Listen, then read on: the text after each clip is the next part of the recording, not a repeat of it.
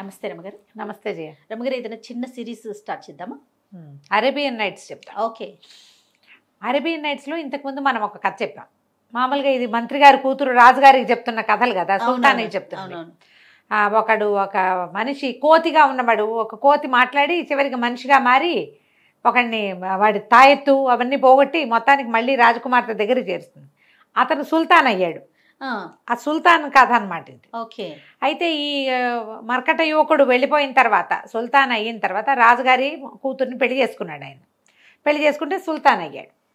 అయిన తర్వాత అతనికి ఏమనిపించేది, ఈరోజు ముసలాళ్ళు ముత్కాళ్ళు వాళ్ళు వీళ్ళు పెద్దవాళ్ళు మంత్రులు వీళ్ళందరూ కాదు, వీళ్ళెవ్వరూ తెలివిగలవాళ్ళు కాదు, వీళ్ళంతా ప్రపంచాన్ని చూడాలి, ఈ రాజ్యాంగమే ఏమిటో ఇవే రాజకీయాలు చేస్తారు, అద్భుతమైన వ్యక్తులు ఎవరితోటైనా మాట్లాడాలని ఉండేది. అయితే ఒక వజీర్ అంటే ఈయనకి చాలా ఇష్టం. ఆయన కొంచెం యంగ్, వీళ్ళిద్దరూ ఒకే వయసు వాళ్ళు అనమాట. అప్పుడు వాళ్ళు ఏం మాట్లాడుకున్నారు, అస్సలు తెలివి గల వాళ్ళు, విషయ పరిజ్ఞానం ఉన్నవాళ్ళు, జ్ఞానులు అంటే పిచ్చివాళ్ళు, జ్ఞానం ఎక్కువై పిచ్చెక్కుతుంది వాళ్ళకి. పిచ్చివాళ్ళు అంటే అజ్ఞానులు పిచ్చెక్కదు, విపరీతంగా చదివి జీవితంలో ఏవేవేవో అద్భుతాలు సాధించేసి వాటిని పట్టే బ్రెయిన్ లేక పిచ్చివాళ్ళు అయిపోతారు. అందుకని పిచ్చివాళ్లతోటి మాట్లాడాలి మనం. అక్కడికి వెళ్దాం అనుకున్నారు. అయితే సరే, ఈ రాజకీయ జీవితం ఇవన్నీ కూడా విసుగుపుట్టేసినాయి నాకు, జ్ఞానులతోటి మాట్లాడాలి, ఏమైనా కొత్త విషయాలు తెలుసుకోవాలి, ఎప్పుడు ఇవే కనపడుతున్నాయి కదా అంటే సరే వజీర్ అన్నాడు, మారుస్తాన్ అంటారు. మారిస్తాన్ అంటే వీళ్ళని అట్టపెట్టేదన్నమాట. ఆ మారిస్తాన్లో ఈ ఊళ్ళలో దొరికిన పిచ్చి వాళ్ళను కూడా అందులో పడేస్తారు. ఏదో వాళ్ళకి వైద్యం జరుగుతూ ఉంటుంది, వాళ్ళు ఎవరి గదుల్లో వాళ్ళు పడి వాళ్ళ లోకాల్లో వాళ్ళు ఉంటారు. ఆ మారిస్తానికి వెళ్దాం అనుకుంటారు. మారిస్తానికి వెళ్తే అక్కడ ఒక అధికారి ఉన్నాడు, ఎవరు లేరు, ఖాళీగా ఉందంతా.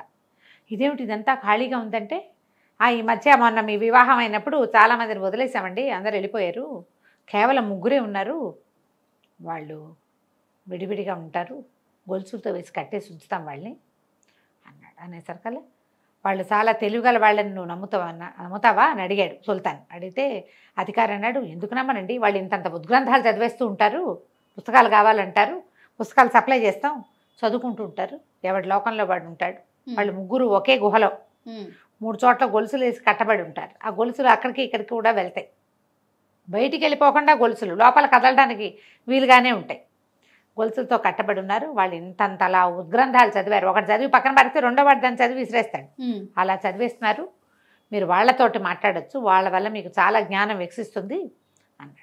అనేసరికి సరే సుల్తాను వజీరు ఇద్దరు వెళ్ళారు లోపలికి. వెళ్తే వాళ్ళు ముగ్గురు యువకులు, ఒకరిని మించి ఒకడు అందంగా ఉన్నారు. జీబు గడ్డాలు అవి ఉన్నా కూడా, గడ్డాలు ఆటే సంస్కారం లేని జుట్లు, చిరిగిపోయి పేలికలుగా ఉన్న గుడ్డలు ఉన్నా కూడా, కండలు తిరిగిన శరీరాలు, పొడుగ్గా పెద్ద పెద్ద పర్సనాలిటీలు, మొహాలు తళుక్కొని మెరుస్తూ ఆ గడ్డాలతోటి కూడా ఏమిటి వీడు ఇంత బాగున్నాడు అనిపించేలాంటి భావం కలిగించేలాగా మెరిసిపోతున్నారు. ఏం కష్టం వచ్చి ఇలా పిచ్చివాళ్ళ ప్లేసుల్లో పడ్డారు, మారిస్థాన్లో పడ్డారు వీళ్ళు అని చెప్పి మొదటి పిచ్చివాడిని అడిగారు. బాబు నాయన ఏమిటి నీకెందుకు ఇలా అయ్యావు నువ్వంటే, నాదొక విషాద కాదన్నాడు ఆయన. నీ విషాదం ఏమిటో చెప్పు, నీ జీవితంలో జరిగినవన్నీ తెలుసుకుని మా తాలూకు జ్ఞాన పుష్పాన్ని ఇంకొంచెం వికసింపజేసుకుంటాం, నీకేం చేయగలమో నువ్వు కథ చెప్పావు కదా, మాకు నీకు ఏదైనా ఇవ్వాలి కదా, సుమన్ టీవీ వాళ్ళు నాకేమైనా ఇచ్చినట్టు. నాకు అది నా వాక్యం చదివేసరికి ఎంత నవ్వొచ్చిందో, కథ చెప్తే ఏదైనా ఇవ్వాలి, ఒట్టిగా కథలు విని వెళ్ళిపోకూడదు. అమ్మయ్యా, మేము అలా చెయ్యట్లేదు. అదే అప్పుడు ఈ కథ విని నీకేమైనా న్యాయం చేయగలమేమో మేము చూస్తాం అంటే, ఈ కుర్రాడు ఏం చెప్పాడంటే, మాది అద్భుతమైన బట్టల వ్యాపారం అండి, నేను ఎక్కడెక్కడి నుంచో సిల్క్ బట్టలు అవి తెప్పించేవాడు. ఓకే. చాలా బ్రహ్మాండంగా వ్యాపారం జరిగేది, చాలామంది నన్ను చూడ్డానికి కూడా వచ్చేవాళ్ళు, వీడు అందంగా ఉన్నాడు కదా. అయితే ఒకనాడు ఒక ముసలావిడ వచ్చింది. అసలు ఆవిడ వచ్చి వస్త్రాలు చూసి మైమర్చిపోయి మరి వస్త్రాలు బోల్డంత కొనుక్కుంది. నేను బోల్డ్ ఖరీదు చెప్పాను, గజం 5 దినారాలంటే బోల్డంత రేటు ఆ రోజుల్లో. ఆవిడ ఏం పర్వాలేదని అద్భుతమైంది, ముట్టుకుంటే మాసిపోయేలాగా ఉండేటువంటి సిల్క్ తానులు కొన్ని కొనుక్కుంది, పట్టుకెళ్ళింది. మళ్ళా 15 రోజులకి మళ్ళీ వచ్చింది, మళ్ళా కొనుక్కుంది. ఆవిడ అట్లా అలవాటైపోయింది నాకు. అయితే ఒకనాడు ఏమందంటే, మా రాణిగారికి నువ్వు తెచ్చే వస్త్రాలంటే చాలా ఇష్టం, మా యువరాణికి నువ్వు ఏదైనా కొత్తది తెప్పించినప్పుడు మా రాణికి ఇవ్వాలి నువ్వని అన్నది. అంటే నేనేమన్నానంటే ఈ వస్త్రం చూపించడానికి ఒక కొత్త వస్త్రం తీసేసరికల్లా ఆవిడ చాలా ఇంప్రెస్ అయింది. ఎప్పటిదాకా ఉన్న సిల్క్ వేరు, ఈ ప్రత్యేక సిల్క్ వేరు. ఇది ఏకంగా 50 దినారాలు గజం. నేను ఎట్లా కొంటాను నాయన, ఇంత ఖరీదు పెట్టి నేను కొనుక్కెళ్ళలేను కదా, మరి నువ్వు కానీ వచ్చి మా యువరాణికి చూపించావంటే ఒప్పిస్తే ఆమెకు నచ్చితే కనుక నువ్వు వస్త్రం అక్కడే అమ్మేసి వచ్చేసేయచ్చు. ఓకే, నువ్వు అక్కడికి రా, నువ్వు ఈ వస్త్రం ఇచ్చి డబ్బులు కూడా తీసుకుంది, కానీ ఇది పెద్ద అమౌంట్, నేను ఇవ్వగలిగే అమౌంట్ కూడా కాదు, ఒకవేళ నచ్చిబాటుగా ఉంటే అని ఆ ముసలావిడ నన్ను చేసింది. సరే రమ్మంటోంది కదా, వెళ్దాం అనుకున్నా. కొంచెం దూరం వెళ్ళాక ఆవిడ ఏమందంటే, నాయన నువ్వు భలే అందగాడివి, మరి మా సందంతా రకరకాల ఆడవాళ్ళు నిన్ను చాలా ఇబ్బంది పెడతారు, మరి నీ మొహం కనపడకుండా ఉంటుంది, నువ్వు కూడా వాళ్ళకేసి వీళ్ళకేసి చూసేవనుకో ఏదైనా ఇబ్బంది వస్తుంది మళ్ళీ చూడు, అందుకని నీకు సిల్క్ రిబ్బన్ కట్టేస్తానే కంటికి అంది. సరేనన్న. సరే అంటే ఆవిడ మా వాకిట్లో మేము బయటికి వెళ్ళంగానే నా కంటికి గుడ్డ కట్టేసి నన్ను నడిపించుకుంటూ తీసుకుపోయింది. ఎన్ని సందులో మారాం. అక్కడ చుట్టుపక్కల వాళ్ళు ఏవో మాట్లాడుతున్నట్టు, అన్నీ ఆడవాళ్ళు ఏమన్నట్టు, జాజులు దవనాలు అవి ఇవి పువ్వుల వాసనలు వచ్చినాయి నాకు. మరి సందులు మారుతున్నామని తెలిసింది. ఏ వీధులు దాటేమో కూడా నాకు అర్థమైంది. అన్ని వీధులు దాటి ఒక లోపలికి తీసుకెళ్ళింది. ఒక భవనంలోకి వెళ్ళి నా కంటి గుడ్డ ఊడదీసి, ఇక్కడే ఉండు, నేను యువరాణికి గుడ్డ చూపించొస్తానని నేను అక్కడ నుంచున్నాను. తీరా చూస్తే ఓ పక్కన నా దగ్గర ఎప్పుడు పట్టుకొస్తుంది కదా ఈవిడ, 100 గజాలు 150 గజాల గుడ్డ, ఇంతంత గుడ్డ మోసుకెళ్తుంది, అంతా ఓ పక్కన పోగులా పోస్తుంది. అది వస్త్రాలు కట్టుకోవడానికి వీలైన ఖరీదైన గుడ్డని ఓ చోట కర్టెన్లుగా కుట్టబడి ఉంది. వీడి దగ్గర గజం 50 రూపాయలకు తెచ్చి దాంతో కర్టెన్లు కుట్టారు. అంటే ఇది చాలా చిన్న కుటుంబం కాదు వీళ్ళది, చాలా ఉన్నతమైన కుటుంబం. అక్కడి నుంచి సరే నేను పరదాలు ఉన్నాయి, నేను అట్లా చూసుకుంటూ కొద్దిగా లోపల వైపుకి వెళ్ళాను. ఆ ముసలావిడ రాల, నాకేదో షర్బత్ ఇచ్చింది తెచ్చి, అది తాగి అట్లా లోపలికి వెళ్ళాను. ఒక పెద్ద మండపం. అక్కడి నుంచి ఎంతమందో అందగత్తెలు ఒకళ్ళు చొప్పున వాళ్ళు ఏం చేశారు, వచ్చి బోల్డ్ అని సిల్క్ బాలీసులు అవన్నీ వేసి కూర్చోవడానికి తక్తులు అవి అమర్చారు. ఓ 50 మంది ఎట్ ఏ టైం కూర్చునేటట్టుగా చుట్టూతా పరుపులు గుండ్రంగా వేశారు. మరి ఒక్కో అమ్మాయి ఎంతంత బాగున్నారో వాళ్ళు దుంపల దగ్గ మొత్తం గుంపంతా వచ్చారు. వచ్చిన తర్వాత గువ్వలన్నీ వాలిన తర్వాత వాటి రాణి వచ్చినట్టుగా ఒక మహాద్భుత సౌందర్యవతి అయినటువంటి ఒక అమ్మాయి వచ్చింది. అసలు ఆ అమ్మాయిని చూసేసరికల్లా మూర్ఛపోయినట్టు అయిపోయాను నేను. ఎంత అందంగా ఉందో, చెప్పరాని సౌందర్యం. నేను అని నోరు తెచ్చుకుని చూస్తూ ఉండిపోయాను. వాళ్ళంతా ఏవో పాటలు పాడారు, పద్యాలు పాడారు. ఇంతలో ముసలమ్మ ఎవరైతే ఈ బట్టలు కొంటుందో ఆ బట్టలు కొన్న ముసలమ్మ నేను స్తంభం వెనకాల దాక్కుని ఇదంతా చూసేస్తున్నానని గమనించి నన్నేమో వాళ్ళ మధ్యలోకి ప్రవేశపెట్టింది. నేను దగ్గరికి వెళ్ళేసరికల్లా ఆ యువరాణిలాగా మధ్యలో ఉన్న గువ్వలాగా ఉన్న చిన్నది చాలా మెలక తిరిగిపోయింది. ఎంత సిగ్గుపడిందో నన్ను చూసి. ఆవిడ చెప్పింది, ఎందుకమ్మాయి సిగ్గుపడతావు, ఇన్నాళ్ళు నీకు మనసు దోచిన వస్త్రాలు తెచ్చింది ఈ అబ్బాయే, వీడి ఛాయిస్, భలే అద్భుతమైన వస్త్రాలు తెస్తాడు అని చెప్పి పరిచయం చేసింది. ఆ అమ్మాయి చాలా సిగ్గుగా కళ్ళు బాల్చి, అందుకేగా నేను ప్రేమలో పడింది అన్నది. నేను ఆశ్చర్యపోయాను. నేను బట్టలు తీసుకెళ్తేనే నా దగ్గర నుంచి బట్టలు కొనే ఇది నా మీతో ప్రేమలో పడిందా అని చాలా ఆశ్చర్యపోయాను నేను. అక్కడి నుంచి ఆవిడేమంది, ఆ ముసలావిడ, ఒట్టుగా ప్రేమలో పడితే ఏముందమ్మా, ప్రేమలో పడిన వాడిని ప్రేమించిన వాడిని సొంతం చేసుకోవాలంది. నేను ఆశ్చర్యపోయాను. ఇదేమిటి ఇప్పుడు ఎట్లా, నేనేం చేయాలిరా దేవుడా అని చాలా బెంగ పెట్టుకున్నా. నాకు అర్థం కాల. వాళ్ళు అన్నారు, ఏముంది ఈయన్ని పిలిస్తే పెళ్లి చేసేసుకోవచ్చు, ఖాజీని పిలిస్తే పెళ్లి చేసేసుకోవచ్చు అన్నారు. పెళ్లి చేసేసుకోవచ్చు అంటే నాకు ఆ అమ్మాయిని వదిలి వెళ్ళాలని లేదు, ఆ పెళ్ళి ఏమిటో నాకు తెలియలే. కాసేపట్లో చక్కగా నన్ను తీసుకెళ్లారు, శుభ్రంగా స్నానం చేయించేశారు. నా యుగాల నుంచి నా మీద ఉన్న మురికంతా వదిలించేసిన ఫీలింగ్ వచ్చింది. అంత అద్భుతమైన స్నానం, మామూలు స్నానం కాదు అది. ఎంత బాగా స్నానం చేయించారు. నేను అసలు పువ్వులా అయిపోయాను.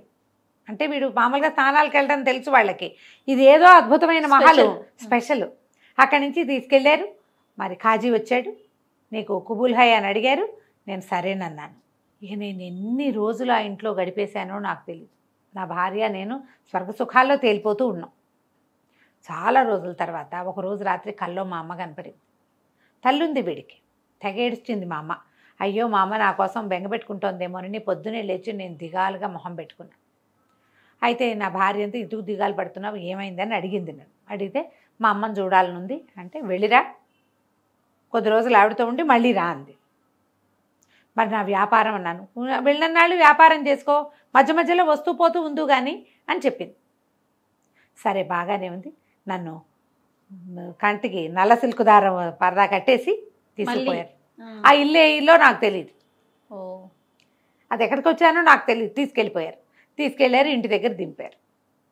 మా అమ్మని చూసుకున్నా, వ్యాపారం చూసుకున్నా, మళ్ళీ బిజినెస్ చేసుకున్నా. ఓ 15 రోజుల తర్వాత ముసలిది వచ్చింది. మళ్ళీ సిల్క్ ఇది కట్టేసి, రిబ్బన్ కట్టేసి తీసుకుపోయింది. 15 రోజులు నా భార్య నేను అమిత సౌఖ్యాల్లో మునిగి తేలాం. మళ్ళీ వెనక్కి వచ్చేవాడిని. ఇట్లా కొంతకాలం గడిచింది. నేను బహు అందగాండి, మీరు చూస్తున్నారు కదా నన్ను అన్నాడు. అవునన్నారు వీళ్ళు, రాజుగారు, సుల్తాను, వజీర్. అయితే ఒకనాడు ఒక ఆవిడ ఒక వస్తువు తీసుకొచ్చింది. ఏమిటది? ఒక బంగారు కోడి పుంజు, ఇంత బొమ్మ. ఇది అమ్మటానికి వచ్చాను అని వచ్చింది కొట్లోకి. వచ్చేసరికి ఆవిడ భలే బాగుంది, మనిషి చక్కగా ఉంది.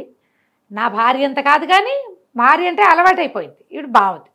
ఆవిడ ఏమంది, ఇది అమ్ముతాను అంటే నేనేమనుకున్నానంటే 15 రోజులైంది, 2-3 రోజుల్లో ఇవాళ రేపో వాళ్ళు ఎవరో ఒకళ్ళు వచ్చి నన్ను తీసుకెళ్తారు.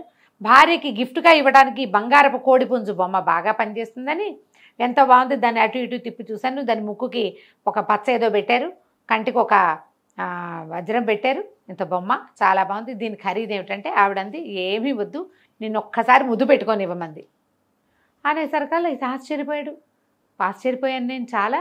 కానీ ఏం చేయను, నాకేమో ఆ వస్తువు నచ్చింది, భార్యకి ఇద్దామన్న సంకల్పం వచ్చేసింది. సరే ఒక ముద్దే కదా పెట్టుకొని ఇస్తే సరిపోతుంది అనుకున్నాను. ఆవిడ నా బుగ్గ మీద ముద్దు పెడుతూ కటిక్కను కొరికేసింది, నెత్తురు కారేటట్టుగా కొరికింది. నేను విదిలించుకున్నాను. ఆవిడ నవ్వుతూ పక్కపక్కలాడుతూ వెళ్ళిపోయింది. బొమ్మ మాత్రం నా దగ్గరే వదిలిపెట్టింది. నేను ఈ చెంప మీద కారే నెత్తుర్ని అద్దుకున్నాను కానీ అది సన్నగా కారుతూనే ఉంది. ఇట్లా నీకు ముద్దు పెడతానని ప్రతి వాళ్ళు ఒక ముక్క కొరుకు తినేస్తే ఇంకా నేనేం బతుకుతానని నేను ఆశ్చర్యపోయాను. సాయంకాలం అయ్యేసరికల్లా ముసలిది వచ్చింది. 2 గంటల్లో నన్ను తీసుకెళ్ళటానికి రావటమే ధూమధూమలాడుతూ వచ్చింది. నా మొహం కేసి అదోలకంగా చూసింది. నేను ఈ కోడిపుంజు బొమ్మ పుచ్చుకున్నాను. ఆవిడ నా కంటికి సిల్క్ రిబ్బన్ కట్టేసింది. ఇంటికి మోసుకుపోయింది, నన్ను తీసుకెళ్ళిపోయింది. దారికి తీసుకెళ్ళి అక్కడికి వెళ్ళాం. లోపలికి వెళ్ళేసరికల్లా నేను మధ్యలో దీనికి ముందు అసలు ఈవిడ ఎవరు ఏమిటి, ఈ ఇల్లు ఏమిటి, ఇంత స్వర్గంలా ఎందుకుంది అని దాసీల్లో ఒక దాన్ని పట్టుకుని వీడు అడిగేట, ఈ అమ్మాయి ఎవరు ఏమిటి అని అడిగితే, రాజకుమార్తె నిన్ను ప్రేమించింది, యువరాణి నిన్ను ప్రేమించింది కాబట్టి ఈ దారిలో నిన్ను ఇంటికి తీసుకొచ్చి పెళ్లి చేసుకుంది అంతేనంది, ఇంకేం విషయాలు చెప్పలేదు నాకు అన్నాడు అని చెప్పాడు మధ్యలో. అయితే ఇప్పుడు ఏమైంది, వెళ్ళేసరికల్లా మొత్తం బోళ్ళంత మంది ఆడవాళ్ళు ఉంటారుగా, జనాలలో 50 మంది చెలికత్తలు ఉన్నారు ఆవిడికి. అందరూ నన్ను ధుమధుమలాడుతూ చూస్తూనే ఉన్నారు. చెంప మీద సన్నగా నెత్తురు కాడుతుంటే ఒకతో చిన్న కర్చీఫ్ ఇచ్చింది అద్దుకోని. నేను అద్దినా సరే ఇట్లా నొక్కేసరికి మళ్ళీ రాదు, మళ్ళా నెత్తురు వచ్చింది. నేను లోపలికి వెళ్ళి నా భార్యకి ఇదిగో నీకోసం బహుమతి తెచ్చానని కోడిపుంజు చూపించబోయేసరికల్లా ఆవిడ చేతులు చాపకుండా ఎవరక్కడ అని అరిచింది. ఇంతలో ఏమైంది, ఓ 4 జమాజెట్టి లాంటి ఆడవాళ్ళు ఒక దుప్పట్లో ఉన్న దాన్ని దేన్నో మోసుకొచ్చారు. అదేమిటి, పొద్దున్న నాకు ముద్దు పెట్టిన అమ్మాయి మెడ, దాని బాడీ. ఆ అమ్మాయిని చంపేసి దాని తలని దాని గుండెల మీద పెట్టి ఓ దుప్పట్లో పడేసి మోసుకొచ్చారు వాళ్ళు. నేను అది చూడగానే కేవ్వమని కేక పెట్టాను. నా భార్య వెంటనే తీసుకెళ్ళి పిచ్చి వాళ్ళ సార్లో పారేయండి అన్నది. నేను మోసం చేశానని, దాని ఎవరికో ప్రతి వాళ్ళకి బుగ్గలిస్తున్నావు నువ్వు, నీ పరిస్థితి ఇక్కడ కాదని నన్నేమో ఇక్కడ పడేయించింది. నేను స్పృహ తప్పిపోయాను. స్పృహ వచ్చేసరికల్లా గొలుసులు కట్టేసి ఇక్కడ ఉన్నాను బాబు, ఏం చేయను, నా జీవితం ఇలా అయిపోయిందని ఉద్గ్రంథాలు చదువుతూ కనీసం జీవితంలో ముందుకెళ్దామని పుస్తకాలు చదువుకుంటున్నాను, నన్ను పిచ్చివాడిని చేశారని చెప్పాడు. సుల్తాన్ ఆశ్చర్యపోయాడు. నీకు ఆ ఇల్లు తెలుసా అన్నాడు. మామూలుగా తెలియదండి, కానీ మా ఇంటి దగ్గర కనుక సిల్క్ దారం ఏదైనా రిబ్బన్ కడితే దారులు ఆ వాసనలు నాకు తెలుసు, కుడి ఎడమ తెలుసు, 3 సార్లు వెళ్ళే నేను అనగానే వజీర్ అన్నాడు, పదండి తీసుకెళ్దామన్నాడు. ఇద్దరు మొత్తం ఆ పిచ్చివాడిని మోసుకుపోయారు, తీసుకెళ్లారు. వాడు బాగానే తిరుగుతున్నాడు. వాడు వాకిట్లో నుంచోబెట్టారు. వాడిని కంటికి ఒక సిల్క్ రిబ్బన్ కట్టారు నల్లది. అక్కడి నుంచి రెక్కపుచ్చుకుంటే వాడిని బారా లాక్కుంటూ తీరుకుంటూ వెళ్ళిపోయారు. తీరా అది ఎక్కడికి చేరింది, పాత సుల్తాన్ గారి 3వ కూతురు ఇల్లు అది. ఓహో, సుల్తాన్ కూతురు ఈ బట్టలమ్మే వాడిని ప్రేమించి వాడిని తన ఇంటికి తెచ్చుకోవటం కోసం ఆ ముసలమ్మని పంపించింది అనమాట. అక్కడి నుంచి ఈయన తలుపు కొట్టాడు. తలుపు కొడితే ఇది మారుటి కూతురు. వాళ్ళు 3, 7, 9 భార్యలు ఉంటారు సుల్తాన్లకి, ఒక కూతురు అన్నమాట. బేగంలకు బోల్డ్ ఆస్తులు పాస్తులు ఇస్తారు కదా. అదే తలుపు తీసేసరికల్లా వాళ్ళు ఆశ్చర్యపోయారు సుల్తాన్ని చూసి. ఈ కొత్త సుల్తాన్ కదా ఈయన, ఇప్పుడు రాజుగారి అఫీషియల్ కూతురు మొగుడు, ఇవన్నీ అనఫీషియల్ కూతుళ్ళు అనమాట. వాళ్ళు మొహమాటంగా లోపల తీసుకెళ్లారు. తీసుకెళ్తే అమ్మాయిని కేకేసి ఆయన, అమ్మాయి నీ మొగుడు ఇంకెవరికి బొగ్గలు ఇవ్వకుండా మేము చూసుకుంటాం, వీడిని క్షమించి నువ్వు భర్తగా యాక్సెప్ట్ చేయి, ఎందుకంటే వీడికి ఏం కావాలో నేను ఇస్తానని చెప్పాను, వాడికి పెళ్ళాం కావాలని కోరుకుంటున్నాడు, అది నువ్వు కాబట్టి ఇక నుంచి వీడు వేరే రకంగా చేయడు, పైగా వీడేమి ఇంకా వ్యాపారాలు అవి చేయడు, నా దగ్గర ప్రతిహారిగా ఉంటాడు. సుల్తాన్ ఎక్కడికైనా వెళ్తుంటే ఫస్ట్ వెళ్ళేది వీడు, ఒకటో ప్రతిహారిగా వీడిని నియమించుకుంటున్నాను, కాబట్టి నువ్వు నీ పాత విషయాలన్నీ మర్చిపోయి వీడెవరో అమ్మాయికి చెంపలిచ్చాడనే సంగతి నువ్వు గుర్తుపెట్టుకోకుండా వీడితో కాపురం చేయి అని చెప్పాడు. సరేనని ఒప్పుకుంది. వెంటనే వీడిని తీసుకుపోయి వాడికి క్షవరం చేయించి వాడిని చక్కగా రెడీ చేసి, అప్పుడు రాజుగారు స్నానం చేయించి వాడిని పువ్వు కంటే తేలిగ్గా చేసేసి, ఇప్పుడే కాదు 2-3 రోజుల్లో పంపిస్తాము, మేము మళ్ళీ ఇంకో పిచ్చివాడి వ్యవహారం తెలుసుకోవాలని ఇతన్ని వెంట పెట్టుకుని మళ్ళీ మారుస్థానికి వెళ్ళారు. కథకంచికి మనం ఇంటికి. రెండో పిచ్చివాడి కదా మళ్ళీ చెప్పుకుందాం మనం. బాగుంది రమ్మగారు, పేరుకే పిచ్చివాడి కానీ బాగుంది. నమస్తే. నమస్తే జయ. సుమన్ టీవీలో మీ పర్సనల్ అండ్ బిజినెస్ ప్రమోషన్స్ కోసం కింది నెంబర్కి కాంటాక్ట్ చేయండి.